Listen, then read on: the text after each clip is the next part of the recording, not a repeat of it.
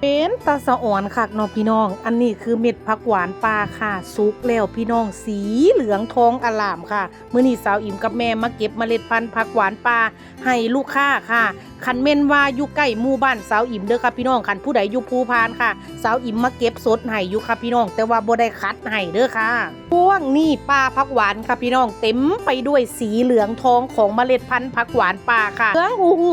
เต็มป่าพี่น้องเอ้ยตาสะอ่อนคักค่ะสาวอิ่มใส่เวลากับแม่น่ะปกติเก็บเมล็ดผักหวานกิโลนึงบ่เกิน20นาทีค่ะมื้อนี้อยู่เป็นชั่วโมง2ชั่วโมงพี่น้องสะอ่อนมันคักค่ะเมล็ดพันธุ์ผักหวานป่านี่คันแม่นเอาไปแบบสีเหลืองสุกสดแบบนี้ให้เอาไปบีบเมล็ดออกก่อนค่ะบีบเอาเม็ดใสๆเมือกเหลืองใสๆทั้งในเพิ่นเอาไปขัดกับขี้ดินทรายพี่น้องขัดให้เมือกใสเมือกเหลืองมันออกค่ะแล้วก็เอาไปล้างน้ำให้สะอาดพึ่งล้มให้แห้งค่ะจัก4-5 มื้อพี่น้องจังเอาไปลงปลูกได้ค่ะบ่ต้องคิดยากบ่ต้องคิดหลายค่ะบางเม็ดแม่เซาอิ่มหวานถิ่มไว้ใต้กกลำไยก็เกิดงอกค่ะพี่น้องบ่ต้องย่านว่ามันสิบ่ติดบ่ต้องย่านว่ามันสิบ่เกิดค่ะผักหวานสิมักน้ำค่ะพี่น้องปลูกแรกๆหดน้ำคู่มือค่ะให้ชุ่มให้ชื่นค่ะพี่น้องแต่บ่มักน้ำขังคันน้ำขังบัดใดหากเน่าตายโคโลค่ะพี่น้องผักหวานป่าขันต้นสูงต้นใหญ่แก่เต็มที่อายุ5-10 ปีสิเริ่มออกลูกละพี่น้องเอ้ย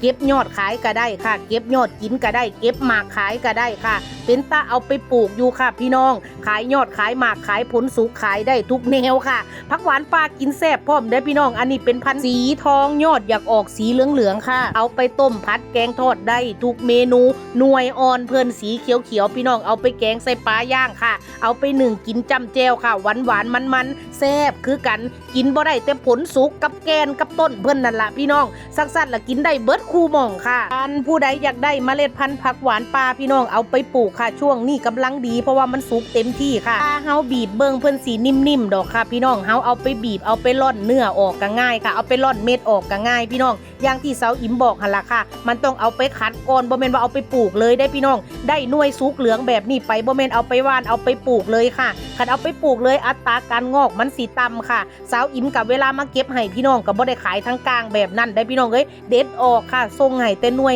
งามๆค่ะบ่มีกลางบ่มีกิ่งติดไป